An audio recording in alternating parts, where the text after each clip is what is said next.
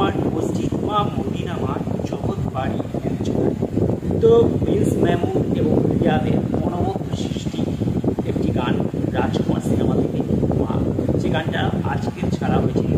সিনেমাটা যদিও রিলিজ হয়ে গেছে ঈদের দিন, কিন্তু তার সিনেমা রিলিজের এতদিন বাদে এই গানটি রিলিজ, কেন জানি না। আমার মনে হয় এই গানটা আরও আগে আসা উচিত, কারণ এর আগে যে গানগুলো এসেছিল তার মধ্যে অবশ্যই একটি গান নিয়ে অনেক বিতর্ক হয়েছে, অনেক ট্রোল হয়েছে, কিন্তু সেই গানটা কিন্তু আমার মনে হয় যদি সেকুরিয়ালদের উদ্দেশ্যে এই গানটাকে ডেডিকেট করা হতো, আমার মনে হয় সব থেকে ভালো ভার্সন।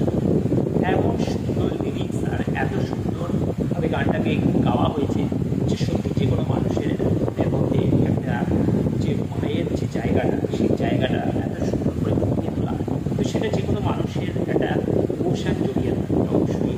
এখানে আমরা যে সিনটা দেখতে পাচ্ছি যে রাজকুমার আপনার সাকিব খান হয়তো বাইরে থাকে বা কোনো একটা ঘটনা আছে, যাই হোক, তো সে বহুদিন বাদে তার মায়ের কাছে ফিরছে, তার সেই পুরোনো বাড়ি যেখানে তার অসংখ্য ছেলেবেলা জমি রয়েছে, ও সে যখন এখানে আসছে সেই বাড়িটা দেখে বা সেই জায়গাটা দেখে তার সব ছোটোবেলার স্মৃতি মনে পড়ে যাচ্ছে, এবং সেইখানে তার কষ্ট হলে তার মা যে তাকে জড়িয়ে ধরত, তো সেই রকমই একটা মুহূর্তে সেই জায়গায় লিরিক্সটাও রয়েছে এরকমভাবে, এটা খালি লাগে ছোটোবেলার মতো আমার জানতে পারবো।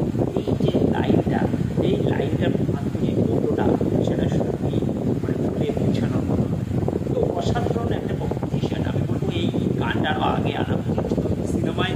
এই গানটাকে আমি জানি না কোথায় ইউজ করা হয়েছে, কিন্তু এই গানটা আমার মনে হয় প্রত্যেককে একটা ভাবাবেগ বা আবেগে ভাসিয়ে দিতে, এবং প্রত্যেকের এই জায়গাটা ইমোশনাল হবে।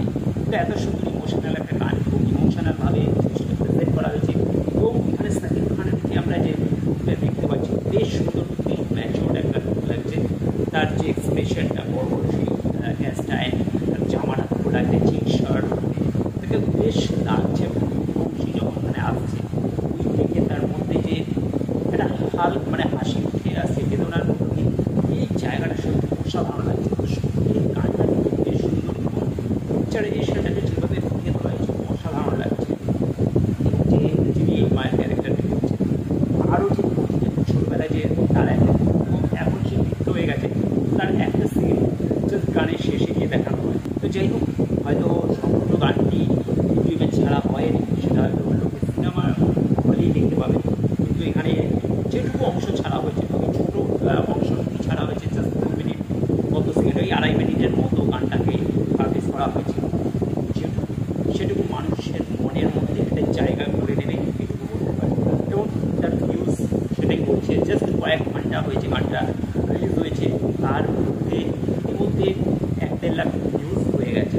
তো এটাই বলে দেয় যে